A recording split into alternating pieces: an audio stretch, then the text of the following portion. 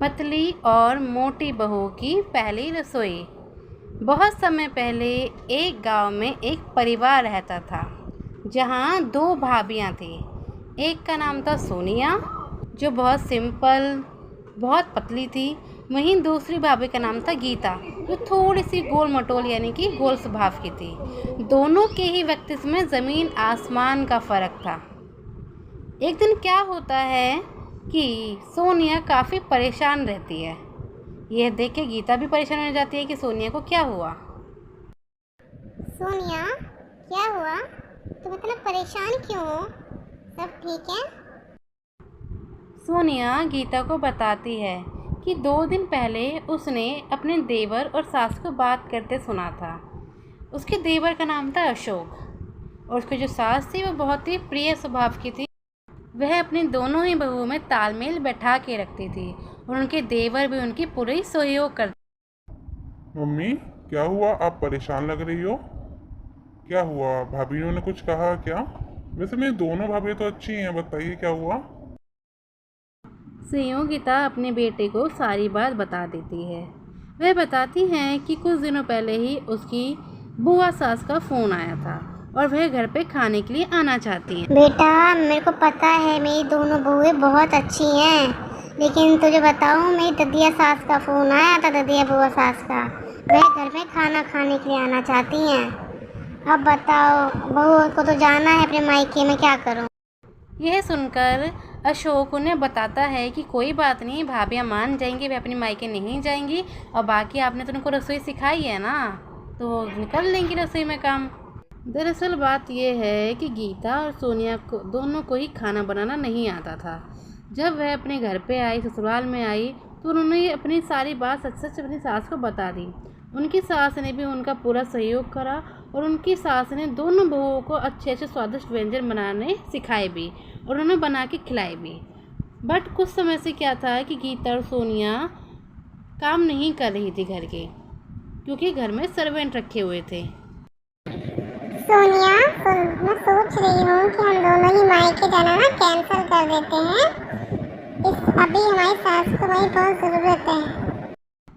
ये बात सोनिया खुशी खुशी मान जाती है क्योंकि वह जानती है कि उसकी सास उसकी माँ है, सास नहीं है, माँ जैसी ही है। क्या होता है कि थोड़ी देर बाद उनकी सास यानी कि संयोगिता उनके कमरे में ही आ रही होती हैं। वह दोनों बैठ के ही बात कर रही होती हैं। उनकी सास संयोगिता आके उनसे कुछ बोलती है। क्या हुआ मम्मी जी, आप यहाँ पे कैसी? हाँ मम्मी, आपने यहाँ पे आने की तकलीफ की, कोई बात है क्या?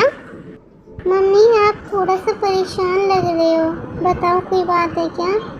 अशोक ने भी हमें कुछ नहीं बताया, बताओ ना क्या बात है मम्मी जी। अपने दोनों ही बहुओं की फिक्र जान के संयोगिता काफ़ी खुश हो जाती है और वह अपनी दोनों बहुओं को बताती है कि उसकी ददिया सास का फ़ोन आया था और वह घर पे खाना खाने के लिए आना चाहती हैं, परंतु तुम दोनों ने ही काफ़ी समय से खाना बनाया नहीं है, तो पता नहीं अब क्या होगा, बट उन्हें तुम्हारे ही हाथ का खाना खाना है। दोनों ही बहुएं खुश हो जाती हैं। वह कहती है, मम्मी जी आपके हाथों का बनाया हुआ खाना हम कैसे भूल सकते हैं, बिल्कुल बनाएंगे। कुछ समय बीतने के बाद उनकी ददिया सास थोड़े ही दिनों में आने के लिए तैयार हो जाती हैं और उसी दिन दोनों संयोगिता और गीता इतने स्वादिष्ट स्वादिष्ट पकवान बनाते हैं कि वह उनकी सयासिनी की संयोगिता देख के चौंक जाती है। अरे वाह अरे वाह सोनिया, वाह वाह। अरे भैया, इतना सारा खाना बना दिया तुम दोनों ने इतनी जल्दी जल्दी। ददिया सास आ जाती हैं, दोनों ही बहुएं उनके खुशी खुशी पैर छूती हैं, उन्हें नमस्ते बोलती हैं और ददिया सास बिना बिना किसी टाइम वेस्ट किए आराम से भोजन करने बैठ जाती हैं। खाना खाते खाते वह चुप तो रहती हैं, पर कुछ तो बात है जो वह कहना चाहती हैं। खाना ददिया सास को बहुत ही ज़्यादा स्वादिष्ट लगता है और वह बोलती भी हैं कि संयोगी तो तुम्हारी हाथ का स्वाद है इसमें, पक्का तुमने अपनी बहू को सिखाया होगा। शाम में संयोगिता और उनकी ददिया सास बात ही कर रही होती हैं और वह उसकी संयोगिता की ददिया सास उसकी काफ़ी तारीफ़ करती हैं कि खाना काफ़ी अच्छा बना था, मैं तुम्हारी दोनों बहुओं को दिल खोल के नेक दे के जाऊँगी।